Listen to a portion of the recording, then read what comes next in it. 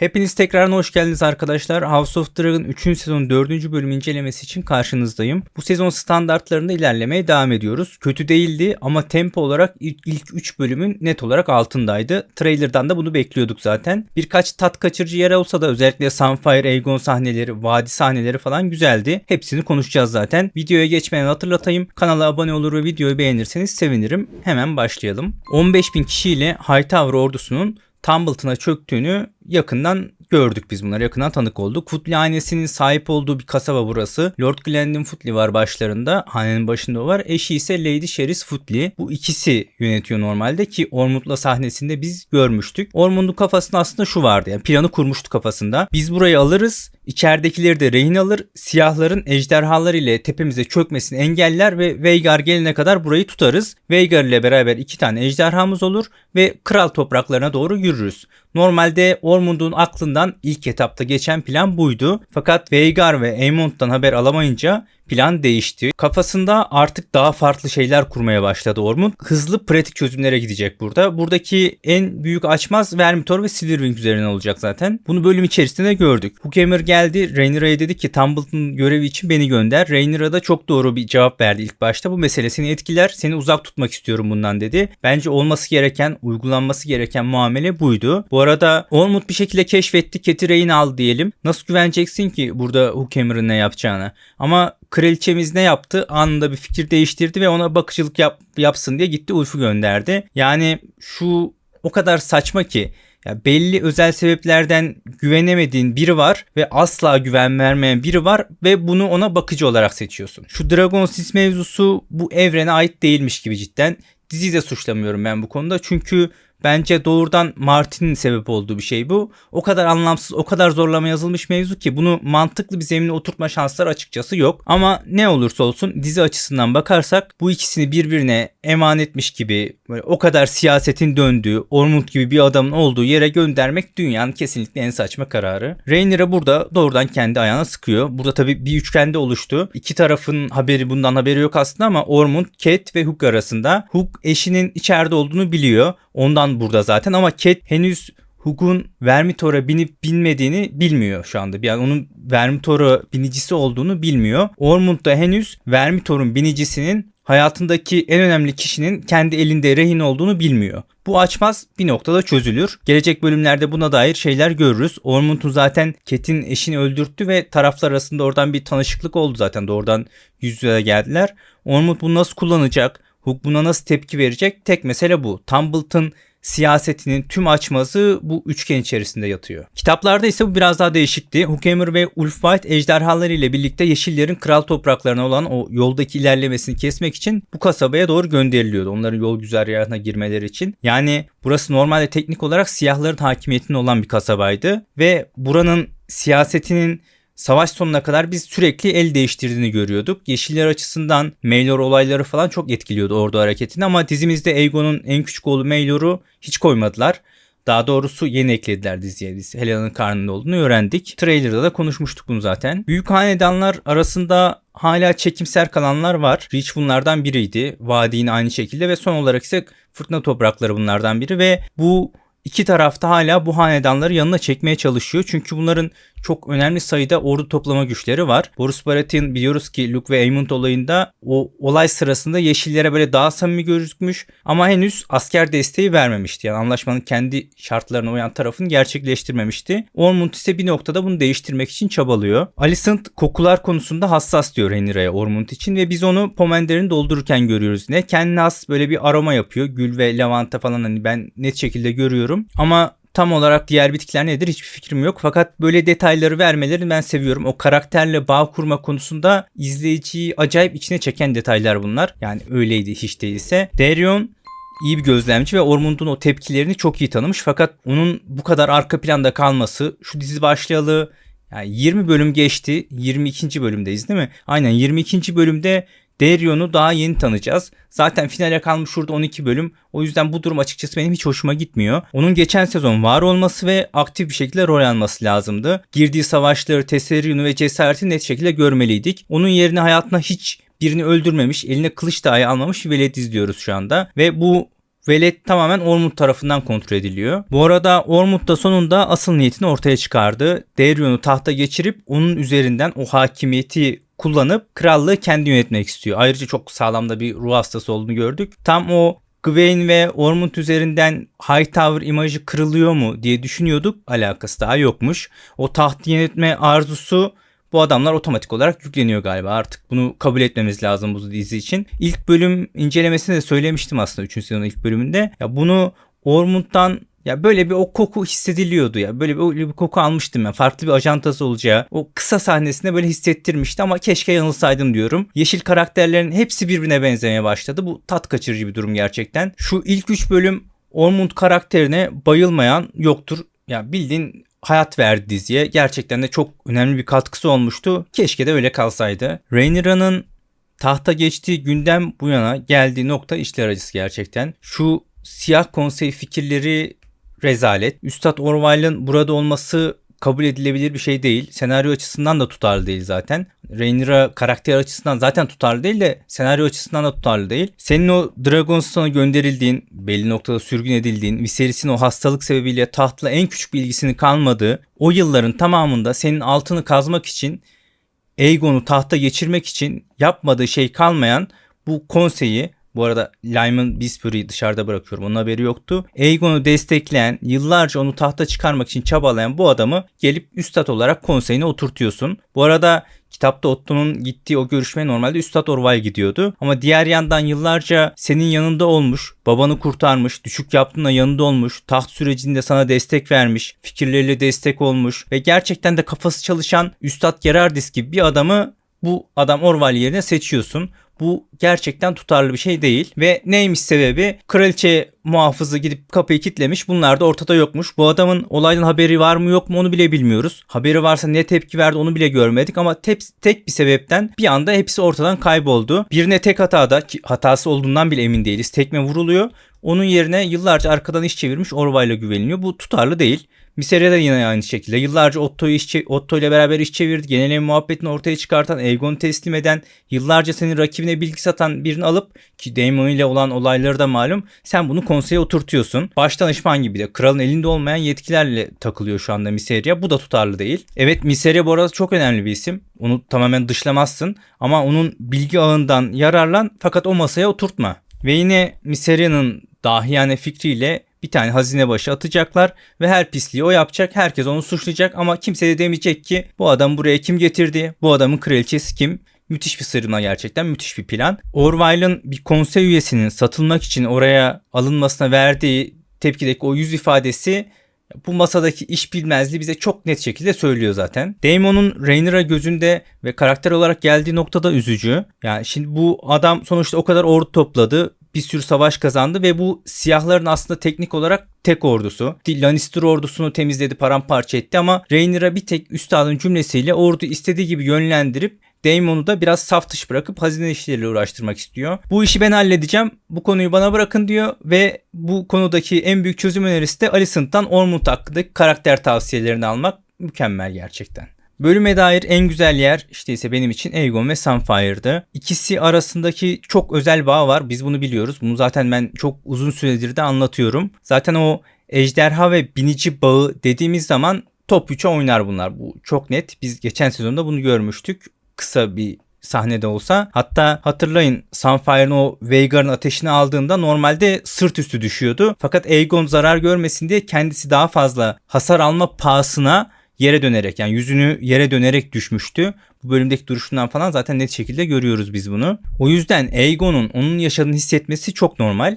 Aralarında farklı bir iletişim var. Larys'in hedefinin ise doğrudan Essos olduğunu öğreniyoruz biz. Braavos'a gidiyorlar. Gitmeyi planlıyorlar daha doğrusu. Ben Westeros'ta saklanmak isterler diye düşünmüştüm. Çünkü geri dönme planları yaptıkları için biraz daha yakında olmakla isterler gibi düşünmüştüm. Bu arada Aegon'a diz çöktürme işi de biraz fazla abartılmadı mı gerçekten ya? Geçen o araçla yakalandıklarında da benzer bir sahne vardı. Aegon'u oynayan oyuncu Tom Gillin-Carney bu Aegon karakterine uymaz, ben bunu istemiyorum diye ısrar edince o sahneyi değiştirip biraz daha böyle farklı versiyonunu çekmişlerdi. Yani o şekilde çıkmıştı karşımıza. Çok itirazım yok ama yani Aegon karakteri zaten yeterince düşmedi mi? Onu biraz da böyle güçlü yönleri üzerinden görmek istiyorum ben artık. Bu arada onun kendine yeni bir arkadaş yaptığını da gördük. Tom Tangletongue ilk defa gözüktü ama gelecek bölümlerde fazlasıyla göreceğimiz bir karakter olarak karşımıza çıkacak o da. Güzel yerlere geçmişken vadi sahnelerine geçelim. Vadi sahneleri de gerçekten güzeldi. Jane'lerin özellikle mükemmeldi.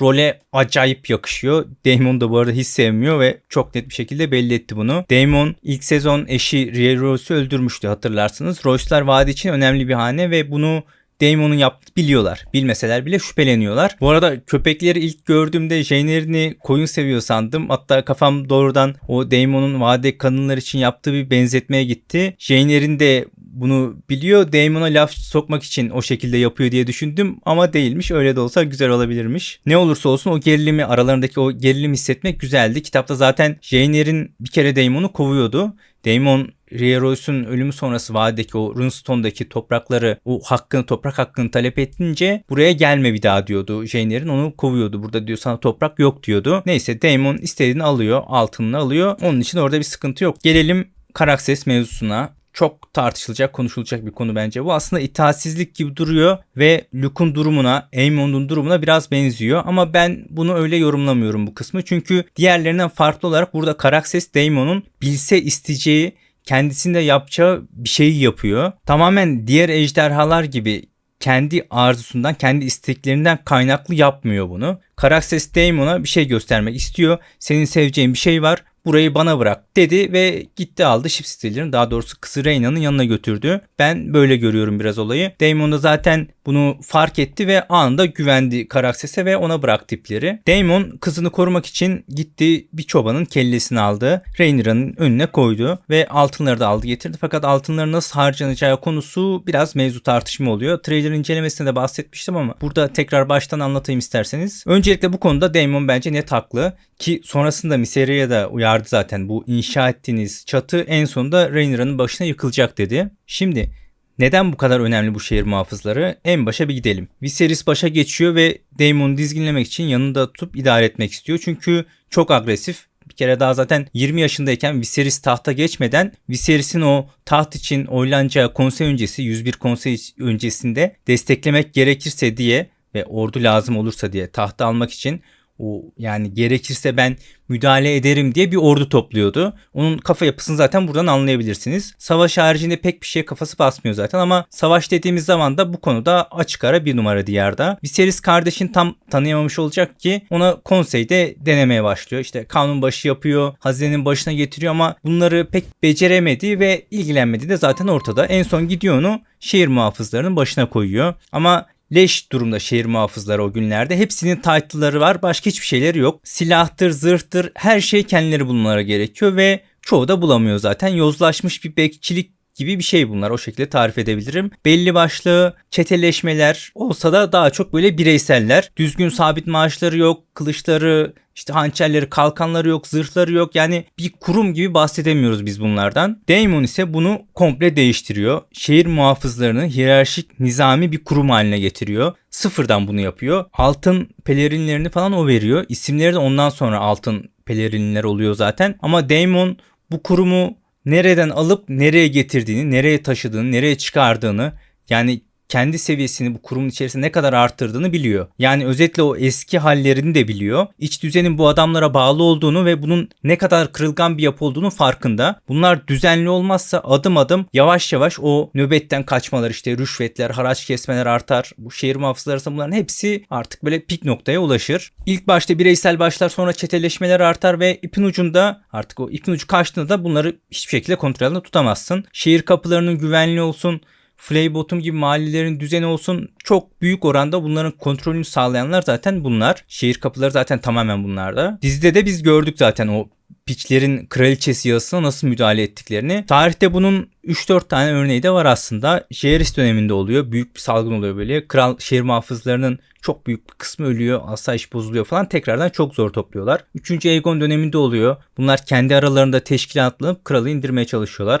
4. Aegon dönemi yine benzer şeyler. Game of Thrones dönemi zaten tamamen kendi başlarınalar. Hiçbir şey dinlemiyorlar. Tamamen satılmış haldeler. O yüzden o şehrin iş düzeni ve kraliyetin devamı için bunlar gerçekten çok önemli rol oynuyor. Daemon bu konuda haklı ve işin nereye gidebileceğinin farkında. Rhaenyra meselesi de geçici olarak halı altına süpürülmüş oldu. Daemon kızını korumak için Rhaenyra'nın arkasına iş çevirdi ve Daemon'un kafasında Rhaenyra'ya olan o ilişkisi büyük hasar aldı. Gerçi daha ne kadar hasar gelebilir o da ayrı bir mesele, fakat bu olay burada kapanmaz. Sezon bitmeden tekrar bir yerde patlak verir. Viserys'in eşyalarını da bir odaya taşımışlar. Bunu gördük. Bu sahneyi muhtemelen zaten şeyde de görmüştük. Bu Emma Darcy üzerinden bir tane mimarlık şirketiyle alakalıydı sanırım. Onunla bağlantılı böyle bir o set tasarımlarını falan gezdikleri bir video paylaşmışlardı. 15-20 dakikalık bir video. Orada da göstermişlerdi bu sahneyi, Ali'nin olan konuşmasını. Muhtemelen orası için zaten buraya dahil etmişler. Öyle Rhaenyra için evet anlamı var.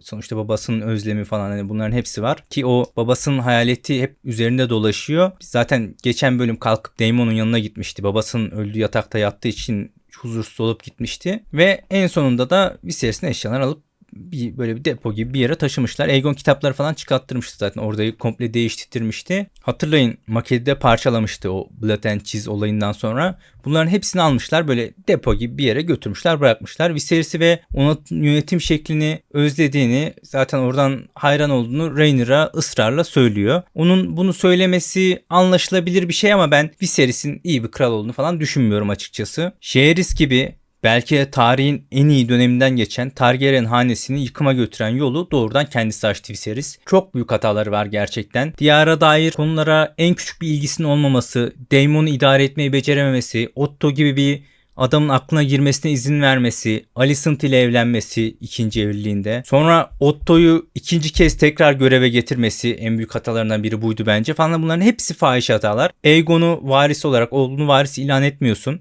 Diyorsun ki benim varisim Rhaenyra'dır, o kalacak, kızım kalacak. Ben onun yapabileceğine güveniyorum ama tamamen etrafını Hightower'lara dolduruyorsun. Özellikle o Otto'yu ikinci kez getirmesi falan çok büyük fahiş hata gerçekten. İşlerin bu noktaya gelmesinin ana sorumlusudur, tartışılır ama çok büyük bir pay olduğu kesin. Rhaenyra taht odasındaki haritayı inceliyordu ve Tumbleton'u gösterdiler bize. Bu haritada nehrin aşağı tarafında, yani güney tarafında gibi gösterdiler. Aslında bu konu zaman zaman lore içerisinde tartışılan bir konudur. Çünkü galiba resmi haritaların birinde kuzey tarafta yayınlandı diye hatırlıyorum. Yani nehrin üst tarafında yayınlandı diye hatırlıyorum. Sonradan o harita kaldırıldı falan, bir şeyler oldu galiba. Tumbleton'un nehrin kuzeyinde olduğunu iddia eden de çok harita gördüm ki hala da karşımıza çıkıyor. Fakat benim görüşüm burada, ben çok net aşağı tarafta, yani güneyde olduğunu düşünüyorum. Bence tartışmaya açık bir konu bile değil bu. Zaten kitaplardaki o Hightower ordusunun gidiş güzergahından ilerleme şeklini düşünürsek bu çok açık bir şekilde oradan doğrudan Gül yolu üzerinden geliyorlar. Ben dizide o yoldaki nehir çatallarını hiç karıştırmadan ve toplanan nehir ordusunun gelişinde düşününce nehrin kuzeyinde gibi yaparlar diye düşünüyordum aslında ama bu şekilde görmek beni sevindirdi. Siyah Konsey ise bölümün sonuna doğru biraz daha genişledi. Sir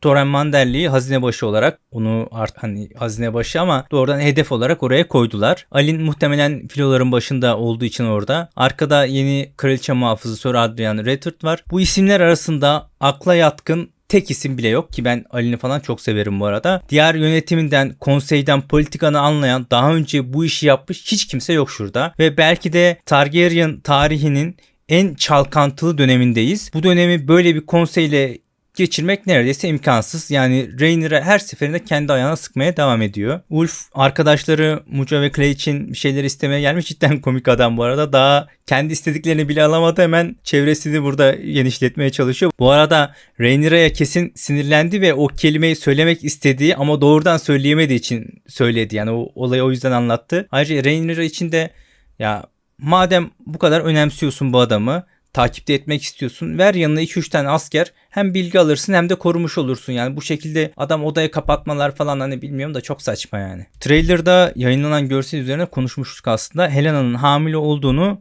Alicent da fark etti. Dizi yapımcılarının yazar ile kapışmasının en büyük sebeplerinden birisi, yani o son kıvılcım bu konuydu. Maelor'un olmamasıydı. Mevzu konu buydu. Diziyi ise Maelor'u bu şekilde eklemek istemişler. Diğer yandan Cole ve Gwaine arasındaki fikir ayrılıkları da gittikçe artıyor. Bunun bu şekilde devam etmeyeceği ortada. Nereden patlak verecek bilmiyorum ama bir şekilde verecek. Cole Nehir Lordlarının tamamen toplanmasını ve o ilerleyişini yavaşlatmak istiyor. Onun kafasındaki planda o biraz böyle gerilla savaşı gibi takılacak. Girecek, hasar verip çıkacak, girecek, hasar verip çıkacak. ne kadar başarılı olacak onu da göreceğiz. Çünkü bunlar toplamda 4000 kişi falan Cole'un ordusu. Yani Daemon'un ordusu da bunun 10 katı. Tabii gerçi Cole biraz daha farklı bir rakam söyledi. Yani Cole'un ordusunun sayısını belki birazcık azaltmış olabilirler. Bu arada bu Daeron'un saç olayını da tamamen bir çözemedik.